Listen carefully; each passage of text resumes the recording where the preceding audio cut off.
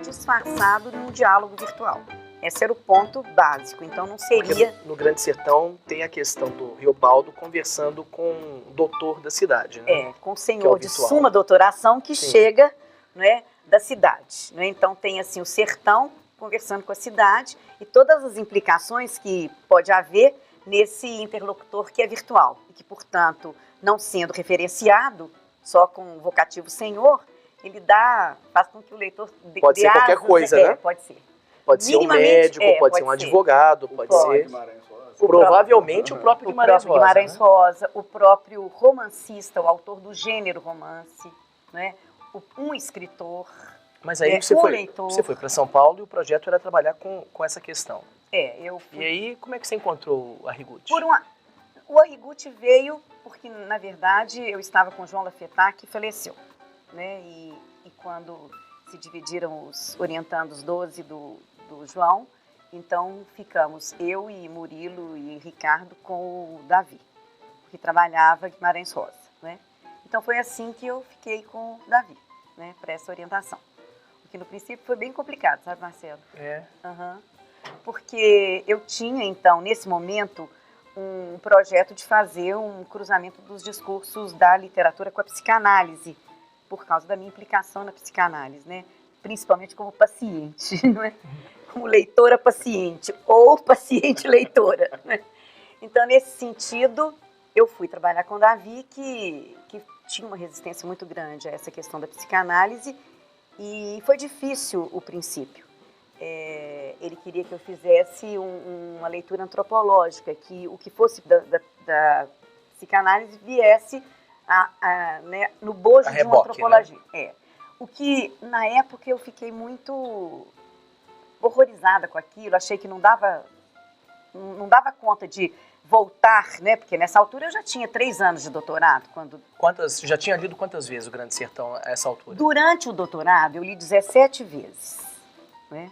Agora, depois do doutorado, a gente lê mais degradadamente, mas continua lendo, né? Mas não tem aquela perspectiva de que o próprio Grande Sertão seria uma grande sessão de análise? Então, é isso, né? Porque há um momento lá, né, José Alfredo, que vai dizer assim, que eu gosto de falar com a gente como senhor, que logo chega e vai-se embora. É como se eu falasse comigo mesmo.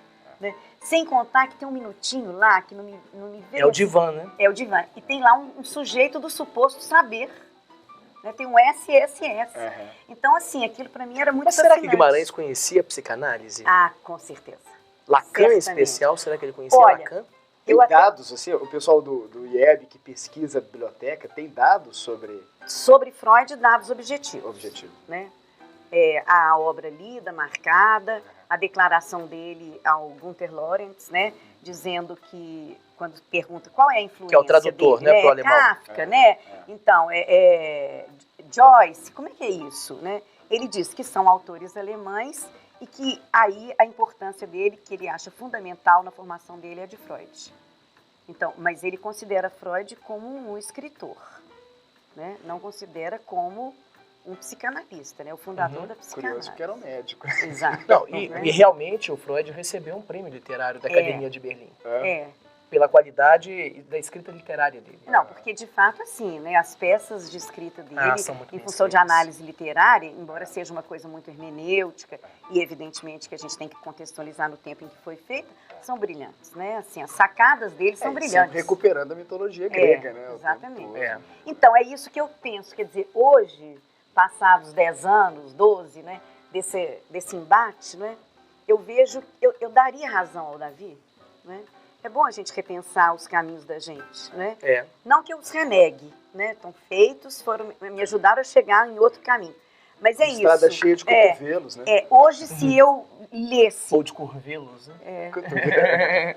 Hoje, se eu lesse pelo lado do mito, que seria, portanto, antropologia, eu acho que a minha leitura teria... É muito rica a leitura. Um alcance maior. Hoje eu tenho certeza. Como é que você teve contato com Guimarães Rosa?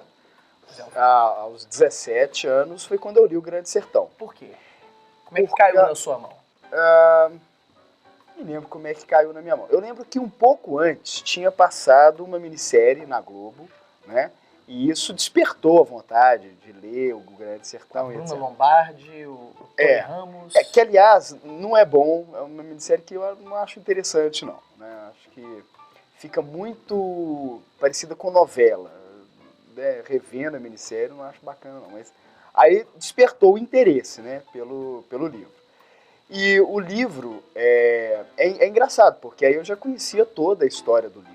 Mas o livro, ele tem muito além da história, muito, né? A forma como a história é contada, a relação que o leitor estabelece com o livro, eu acho isso chave, porque O Grande Sertão não é um livro para se entender palavra por palavra, né? O Grande Sertão, você tem que pegar um pouco a sonoridade, um pouco o ritmo. Ele tem muitas outras variáveis, né? Além das palavras que estão ali, né? A Márcia tem um caso que tem a ver com isso. Parece que uma vez você estava fazendo uma palestra, acho que foi até numa associação de classe. E você contou o final da história. E alguém falou assim, mas espera aí, agora não tem mais graça ler o livro. Nossa, ficou brava a moça. E aí? Eu estava fazendo uma palestra no Minas Tênis Clube.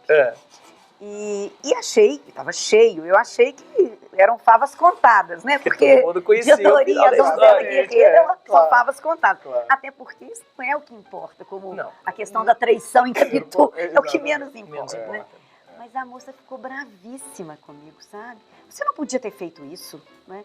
Olha, me desculpe, mas assim, eu quero te mostrar que talvez isso seja o que menos importa. Porque, por exemplo, quando à época, né, nós tínhamos aqui o PREPS e os cursos de especialização que se davam nas férias, e a gente recebia pessoas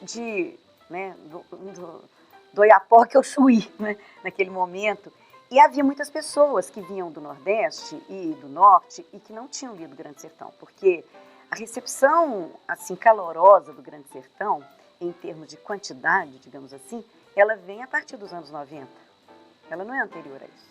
Né? Mas mesmo com aquele trabalho do Antônio Cândido, quando ele se redime da primeira crítica, que foi negativa e tal. Mesmo, viu? Porque assim, o Cândido como o Manuel Proença, eles foram aqueles que primeiro receberam, assim, tem até um caso, né, que eu acho que nós estamos num café, então eu acho que... É lugar de contar caso. Né, o ambiente intimista nos permite isso, né?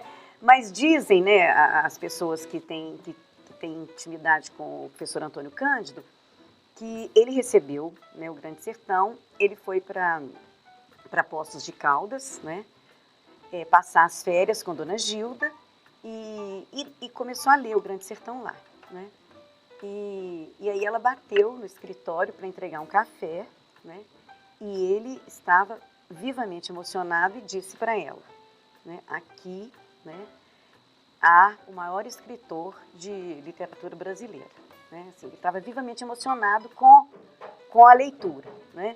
E ele vai nos confessar depois, né, que na verdade assim, ele custou também romper aquelas primeiras páginas, quando ele cai, né, nas águas do Grande Sertão. Né? É muito impactante, sobretudo porque é aquela questão que o Arrigo te fala, que é tudo muito misturado. Tudo muito início, misturado. Né? Sabe que nesse ponto, eu acho que o Grande Sertão tem uma coisa interessante. Essas primeiras páginas, que são muito difíceis, pra muito mim são as melhores páginas do Grande Sertão, claro, são as misturadas. Mas aí é que vem. Eu acho que ali depende muito da pessoa conseguir se colocar.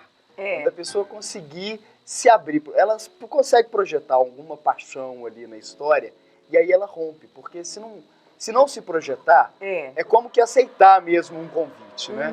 Se não se projetar no Riobaldo, naquela confusão mesmo que ele começa, né? Aquelas idas e vindas do começo da história, eu acho que é difícil romper mesmo, né? Porque não tem aquele chamariz que muitas vezes não tem, romance né? Não tem o fio romanesco, né? Porque fica todo mundo louco pela história de amor, né? Porque o diabo, né? Ele não mobiliza tantas pessoas quanto o amor. É essa a verdade, né? Então as pessoas ficam loucas por um fio, né? E esse fio não vem, né? Não vem, né? parecendo mesmo o diabo que não aparece no pacto, né? É uma coisa assim, estranha. E ao mesmo tempo, a cada vez... Você imagina, ontem à noite eu lecionava aqui, né? E uma coisa interessante que eu acho, José Alfredo, Marcelo, é o seguinte, quer dizer, hoje a escola cumpre o dever dela de leitura, de orientação de leitura, na medida em que, por exemplo, quando a gente acena para o aluno que haverá esse momento, e que esse momento tem, né, assim, a sua beleza, ele tem a sua função dentro da narrativa, quer dizer, é mais fácil atravessar esse momento e chegar, né, no encontro do de janeiro com São Francisco, né? Mas olha para você ver, coisa interessante, ontem nós discutíamos o julgamento. Do Zé Bebelo. Zé Bebelo, né? Que é central aqui para a questão do direito e literatura, né? Discutimos, porque nós fazemos uma avaliação do romance dividido em 4 partes, avaliação mesmo de comprovação de leitura, né? Nós, do curso de letra, achamos que uma pessoa não pode formar-se em letras sem ter lido das obras. Né? E o Grande Sertão é fulcro nisso, né? E depois ele vai ser um ponto importantíssimo de diálogo, inclusive, com as literaturas africanas, né? Porque há, assim, formalmente uma visão da literatura rosiana nos grandes autores africanos. Miyakoto, né? por exemplo. Miyakoto, né? Luandino, né? Que é João Vence e Seus Amores, que começa usando a mesma técnica do Grande Sertão. Então, assim, uma aluna expôs brilhantemente os 2 partidos do sertão, com base em Luiz Roncari, etc, etc. E aí eu me perguntei, e aí eu pergunto para vocês, onde estava Medeiro Vaz no julgamento? Não estava. Pois é. E eles serão o chefe. Os grandes chefes não se manifestam? Onde estava Medeiro Vaz? É interessante você pensar isso, quer dizer, o Joca Ramiro começa a chamar. Você imagina, quer dizer, eu nunca tinha atentado para isso, com inúmeras leituras. Mas você sabe que Mas eu acho que nesse caso eu até tenho uma leitura um pouco diferente do Zé Alfredo. Eu acho que a grande questão ali do direito é que há uma tentativa do Zé Bebelo de instaurar a ordem pela lei ou pela corruptela da lei, mas pela violência, pela bala, né? E essa ordem não se instaura com a bala. Ela se instaura com o discurso do Riobaldo. Então, eu acho que tem uma questão ali que tem muito a ver com o direito, se é a força ou o discurso que é capaz de instituir a ordem, a palavra. Mas aí eu acho que você está confiando muito no discurso do Riobaldo. Porque o Riobaldo, ele tinha uma ligação muito pessoal, e aí eu acho que vem o problema da dificuldade em instituir o espaço público, né? O espaço do direito como... é o que o Riobaldo tenta fazer no julgamento. Não, aí é que está o problema. Não. O Riobaldo ele era amigo do Zé Bebelo. Ele tinha uma gratidão, pessoais, porque né? Quando ele foge, né, da fazenda do padrinho, pai dele, né, ele vai acompanhar o bando, ele aprende as agunçagens com o Zé Bebelo. E ele admirava, quando ele estava na fazenda do pai padrinho, exatamente o bando do Zé Bebelo, que às vezes parava lá, tinha pouso e etc. Então ele sai, ele é professor do Zé Bebelo, né? Ele ensina letras, escreve cartas para o Zé Bebelo, né? E quando vem o julgamento, ele já estava no bando do Joca Ramiro, e quando ele exige julgamento, para mim ele exige por motivos privados. Mas não é questão de instaurar a ordem pública. Mas ele instaura um Perfeito, tribunal. Mas é que está o pacto entre chefes. Que tem muito a ver com a Orestes. Esse tribunal ele é instaurado, sem dúvida, mas esse tribunal ele é instaurado em virtude da relação privada dele com Zé Bebelo. É em virtude da relação dele com Zé Bebelo. E não porque ele pretendesse instaurar uma nova ordem no sertão. E nesse ponto eu acho que o Medeiro Vaz é central. Porque o Medeiro Vaz, aí tem várias questões. Primeiro, quando ele abandona a fazenda dele. Saía por ideais coletivos. Exatamente. Né? De todos, era o mais altruísta. Não, ele dizia, né? O mais supro, né? Ele ia levar justiça ao sertão. Né? Ele acaba com todas as coisas que o ligam a uma posse, a uma gênese, né? E ele é o cavaleiro que sai por ideais coletivos. Republicano. Enquanto Joca Ramiro sai por interesses particulares, vai por seus amigos particulares, né, Joca Ramiro. Então, que é uma tensão muito grande aí no nascimento você sabe da que essa República, ausência né? do Medeiro Vaz, eu ontem, assim, eu tô dizendo assim, quer dizer, é inesgotável. Porque você lê, e aí é bacana, assim, do ponto de vista que você tá com os alunos que estão acabando de ler e dizem assim, ué, Márcia, mas cadê o Medeiro Vaz? Pois é, agora ao mesmo tempo... É engraçado como é que alunos, às vezes, percebem coisas que a gente leu Cada coisa, assim, 30 vezes a obra e nunca percebeu. Ontem o outro aluno disse, mas Márcia, é tão interessante porque o Riobaldo, ele começa a rasgar o que ele tinha anotado no acampo do Zé Bebelo. Quer dizer, todas as estratégias, né, porque a organização do Zé Bebelo, né, ele era o mais inteligente, né? Se o senhor não conheceu esse homem, o senhor está perdendo, né? Então, e eu não me lembro disso. Quer dizer, você imagina, quer dizer, como que a leitura, né, é de fato uma agora ação tem uma coisa para mim intrigante, porque eu sempre achei o Medeiro Vaz o ideal, né, de justiça, levar a justiça ao sertão e realmente aquela pessoa que é capaz de se despojar, né, do seu passado em nome desse ideal.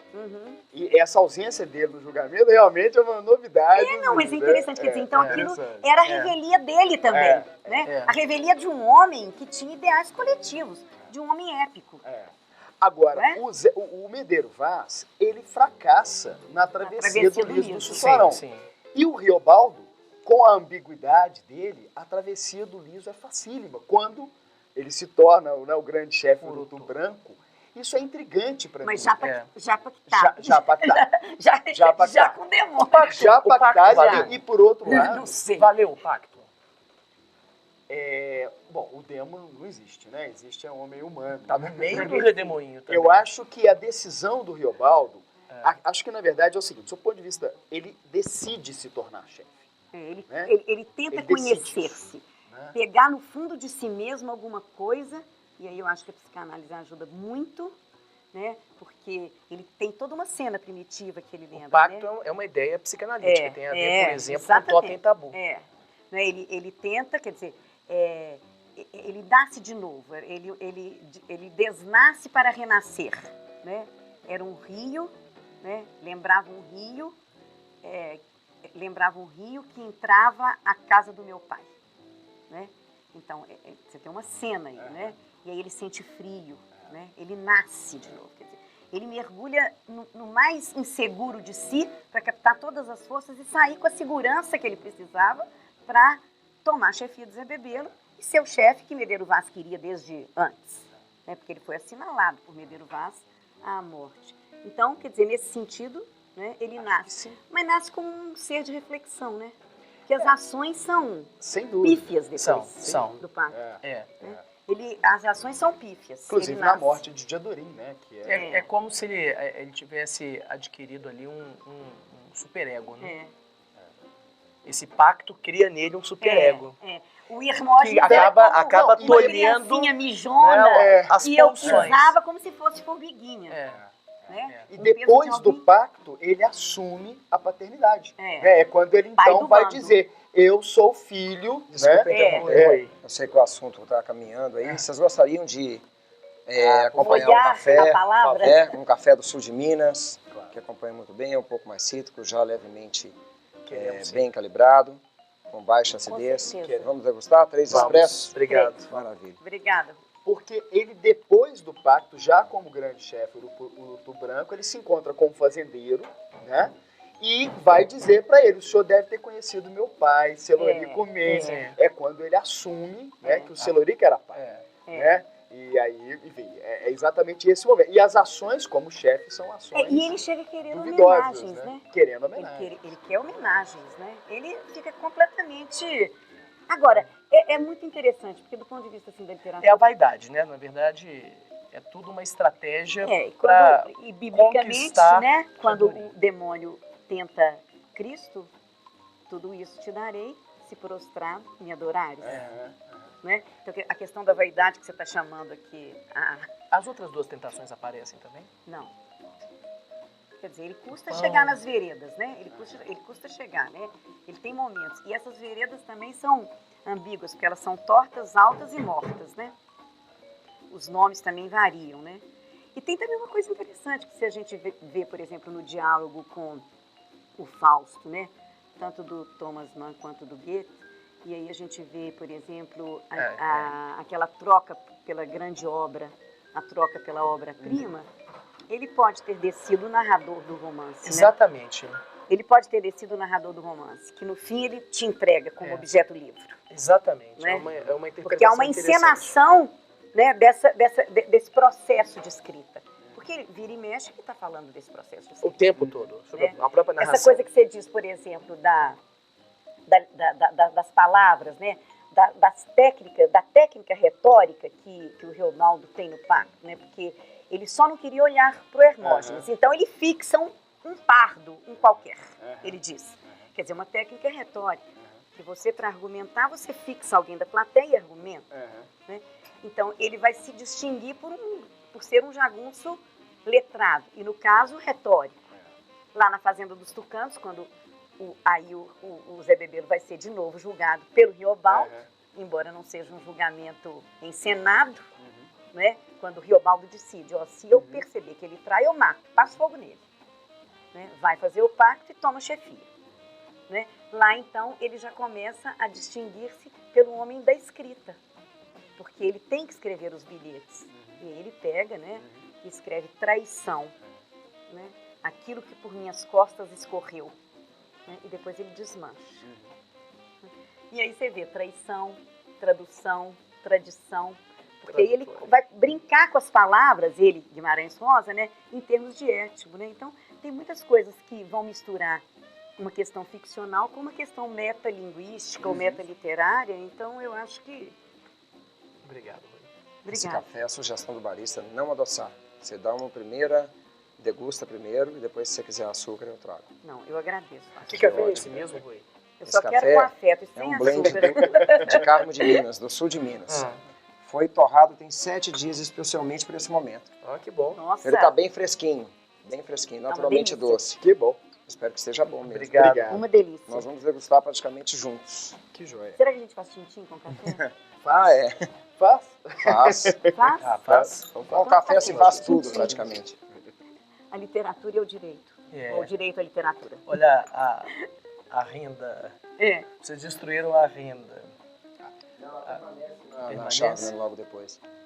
Agora, a questão do julgamento, quer dizer, eu acho que a gente foi meio rápido na questão do julgamento. Quer dizer, não, eu acho que vai dar sempre matéria para nós continuarmos. Eu acho que tem essa questão da ausência do Medeiro Vaz. Mas, por outro lado, a leitura do pacto entre chefes é no sentido de que, quando o Riobaldo pede julgamento para o Zé Bebelo, e o Joca Ramiro, né, reconhece o direito dele ao julgamento, né, e aí o Joca Ramiro, inclusive, joga o banquinho pro lado para sentar, né, para ficar no mesmo nível. Não diferir. O Zé Bebelo é o primeiro a fazer isso. O Zé Bebelo é que não se diferencia dos jagunços, né? Sentando no chão, aí o Zé Bebelo, o Joca Ramiro vai fazer a mesma coisa. Agora, aquele julgamento, né, só aconteceu porque era a morte ou não, a vingança em relação a um chefe, né? E aí você estava falando das Orestes, quer dizer, eu acho que é essa a questão. A regra do sertão é a vingança, não é o direito. Né? Para o Zé Bebelo, o pedido do Riobaldo é atendido porque era um chefe. Né? Esse chefe mereceu o julgamento e aí houve o tribunal se instaurou. Mas não é exatamente isso que é o pano de fundo político do livro. O fim da jagunçagem, a instauração da república e, portanto, o afastamento daqueles modos de organização típicos do Império. Mas é isso que é superficial, que não acontece de fato, porque o que vai acontecer com a própria chefia do Riobaldo é que a relação do Riobaldo com os jagunços vai ser a mesma. Né? Ele vai manter as mesmas relações. E isso Só que vai ser mal sucedido. Mais ou menos, porque... Não é mal sucedido? Em termos. O Riobaldo, eu acho que em termos, porque coincide com a chefia dele, não com a chefia, mas com a ambição dele pela chefia, coincide com o distanciamento dele em relação a Diadorim. Ele começa a se afastar. Será que o fracasso dele como chefe não significa que é o modelo que agora não serve mais? Eu não acho que ele quis instaurar a ordem no sertão como Medeiro Vaz queria. Não, mas ele instaura, exatamente. O Riobaldo ele instaura depois ele usou a ideia do julgamento a favor de um amigo dele, né, ou de alguém que ele prezava, mas não era instaurar uma ordem que fosse universal, que fosse abstrata, genérica. Não, a ideia não era essa. Era o julgamento na medida em que ele podia ajudar o Zé Bebelo. E ponto final. Não é uma ordem a ser instaurada para todo mundo, né? Como o Medeiro Vaz queria. Então, nesse sentido, o julgamento, o direito substitui a vingança quando é a favor do chefe.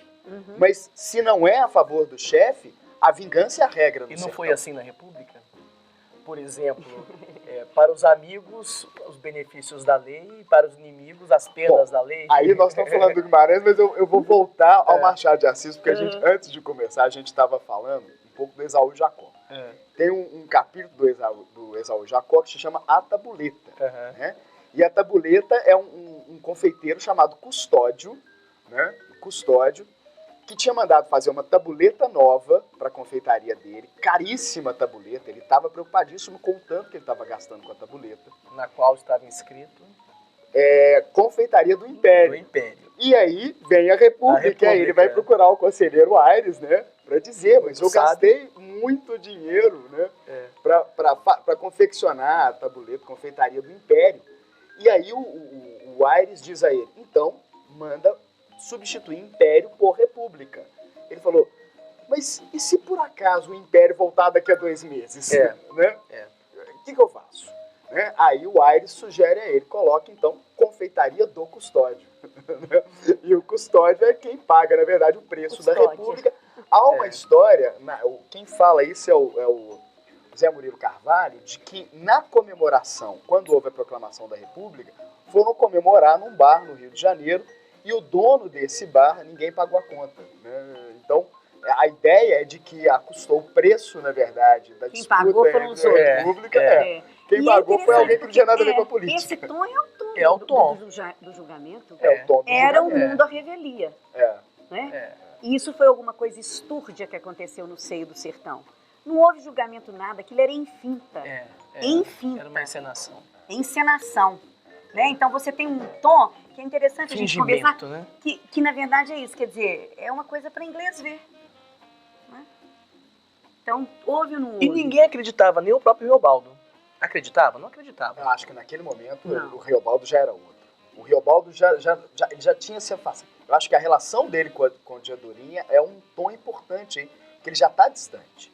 O Diadorim já está estranhando aquele Riobaldo que buscava a chefia. Agora, ele aparece muito para Diadorim, né? O Diadorim fica fascinado com a verve dele. Ah, claro. Sem dúvida. Né? Então, ele aparece, quer dizer, imagina, ele não aparecia nunca. Mas o Riobaldo... Que Diadorim era Diadorim, né? Com as roupas sujas de bola, todo arrumadinho, etc. Outra classe, não é? Comprava queijo, com requeijão, com dinheiro próprio, etc, etc. Alugava a canoa, né? De repente, né, ele aparece para Diadorim. É no julgamento que ele aparece. Né? Diadorim fica fascinado. Né? Com a verve dele. Márcia, qual que você acha que é a passagem mais bonita do livro? Eu sou apaixonada pela Guararapacã, do Goicuí, do Nunca Mais. Que é um lugar mítico, mas assim, extremamente mítico. Né? Que você considera, inclusive, uma chave de leitura... Considero. E fico feliz. Insondável, né? Eu considero... Você estava no IEB, dos 50 anos? Estava. Você viu a palestra do Cândido? Vi. Então, você lembra, né? Quando ele acabou, ele levantou-se, ele e o Mindre. Aí ele tornou a sentar e disse, olha, eu acho que posso fazer uma confissão que o Rosa me contou. Uma das chaves de leitura está na Guararapacã do Goicuí. Fiquei feliz demais, porque intuição, eu tinha essa intuição mesmo, aquela coisa de intuição de leitor. Desde a primeira vez que li, por um motivo simples, porque a desordem era total. E de repente ele fala, ali meus destinos foram fechados. Ponto. Primeiro, fiquei sabendo que gostava de Diadorim, de amor mesmo amor, mal encoberto de amizade. Primeiro, você vai procurar o segundo, é óbvio. Se você está lendo, se alguém enumera, só que o segundo não aparece. Ele aparece 2 páginas e meia depois, e segundo, passamos naquele tempo 2 meses. E logo depois... Mas é escrito de uma forma ambígua. Ambígua, você não pode não é fácil perceber. Se é o segundo ordinal, se é o segundo logo conformidade. Após, né? E é o segundo conformidade, porque a lei virá a partir daí. Né? Era o princípio de uma lei nova. A morte de Joca Ramiro instaura o princípio de uma lei nova. Então não pode ser a vingança. Porque a vingança é a lei antiga. A lei nova é de Diadorim. Essa lei nova virá, né, como guerra de vingança, mas virá o mundo todo, né, com suas representações tão diferentes, né? Porque os diversos níveis de representação histórica estão lá, né? Então, você tem o Sucruiú, a peste, os catrumanos, gente vivendo lá nos primórdios da civilização e da dignidade humana, e gente abastada, seu Ornelas, né, seu Abão. Quer dizer, isso aí é uma questão do mundo misturado mesmo, né, que começa a figurar para ele como uma realidade que ele reflete sobre ela. Essa é a grande questão, né, também. Qual que é a passagem que você mais gosta? Do julgamento. Eu acho o julgamento extraordinário, né? O julgamento eu acho muito especial por essa representação. O julgamento, ele tem uma dimensão teatral, né? É fortemente teatral. E é uma farsa, né? Exatamente. Né? Uma farsa. Eu acho uma passagem sensacional. É bacana isso, essa coisa.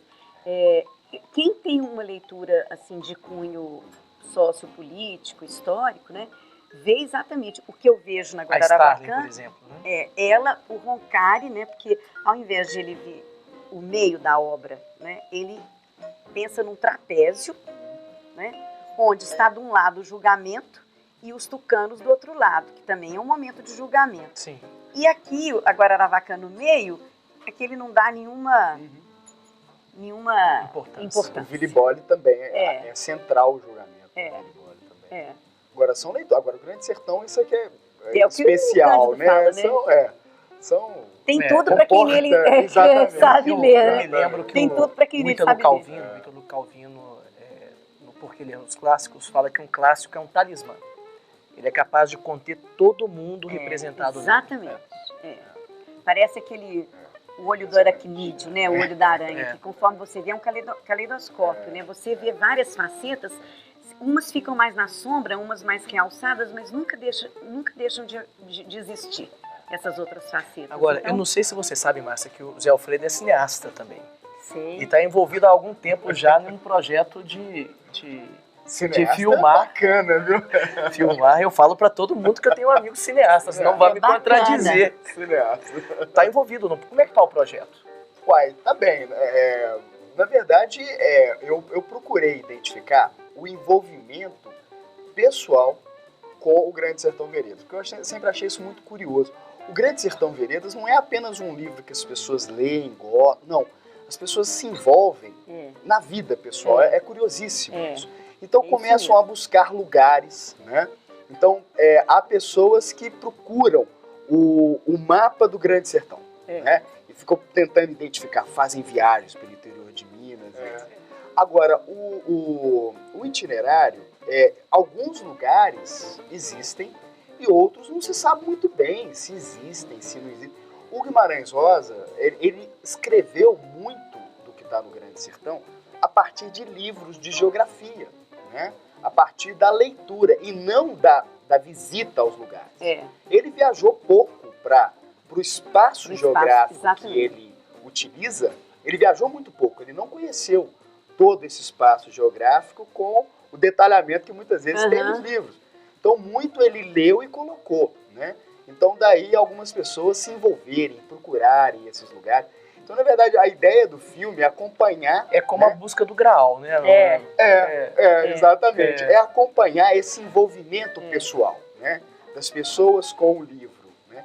E uma procura, por outro lado, dos remanescentes dos personagens. Vaqueiros, né? Jagunço eu ainda não consegui encontrar. Você conheceu o Manuelzão? O Manuelzão? O Manuelzão eu conheci, mas muito antes do projeto desse filme, né?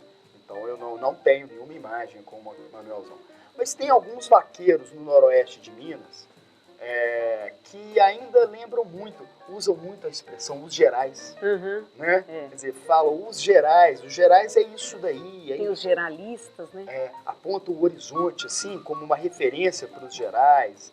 Então são algumas características que tem lá nos personagens do Grande Sertão, que estão em personagens, alguns vivos aí, né? Jagunço é um pouco difícil achar, mas eu vou achar. É interessante que, acho que foi o Dr. Savassi, ele contou, eu tenho quase certeza de que foi ele, que, por exemplo, o Chapadão do Urucuí. O Guimarães Rosa não conhecia o Chapadão do Urucuí, né?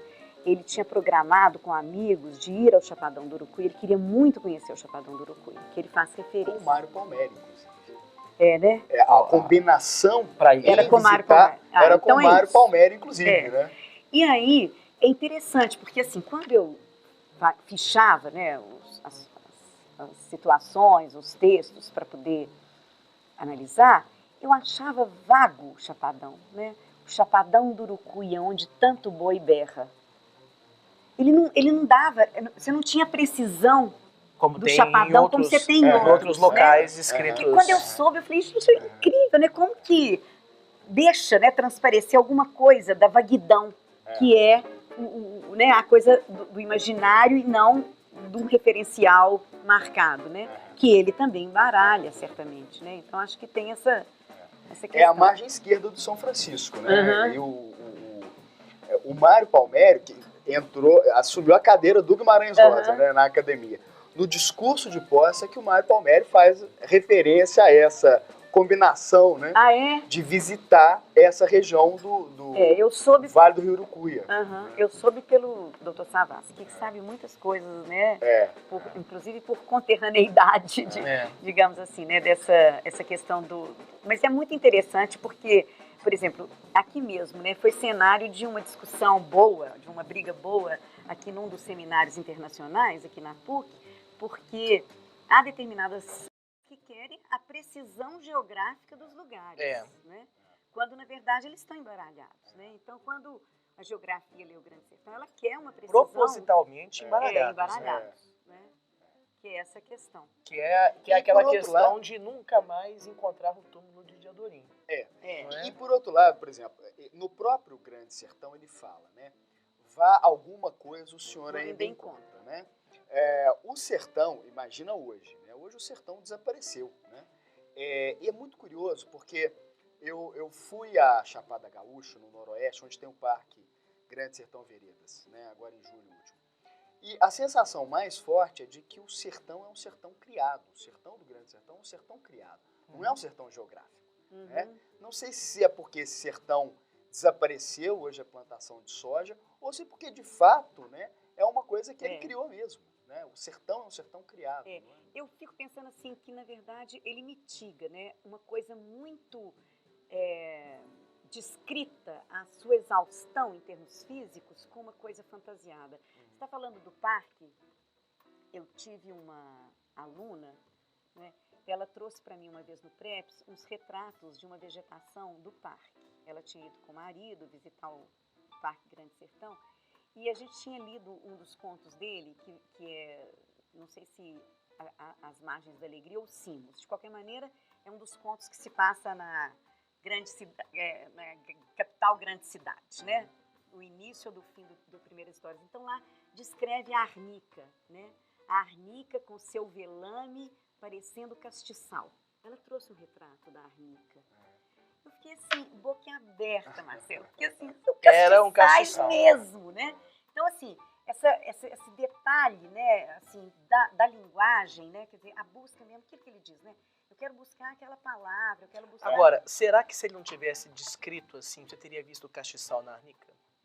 Não. O castiçal estava na arnica ou estava em Guimarães? É a palavra e o seu contrário. É o nascedouro da palavra. Toda palavra é metafórica, porque você tem que fazer analogia com alguma realidade que já existe, né? Se você pensar, toda linguagem é uma grande metáfora. Você estava falando das primeiras histórias. É o livro espelhado, né? É o livro espelhado. Como é que é essa questão de espelhamento no livro, Márcia?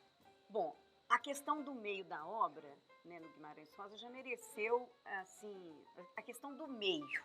Aliás, isso, ele tem várias referências à metade, ao meio, né? Eu tenho, assim, umas 10 fichas, assim, coalhadas de referência a meio e metade. No corpo de baile, o centro da obra. Tem a questão também lá, aquela questão do Morro da Garça, né, como centro. Você conhece o Morro da Garça? Conheço. Você conhece o Morro da Garça? Conheço. Então, assim, não, lá é assim, o templo, né? Assim como nós temos lá o peregrinações. O dia do James Joyce, nós tínhamos que ter o Bloomsday. nosso dia. A peregrinação, né? Morro da Garça. É impressionante, né? A coisa fica, assim, até de uma ordem meio mística, né? Toma um outro rumo, né? Então, essa questão do meio é fulcral. Você sabe que também na geologia também.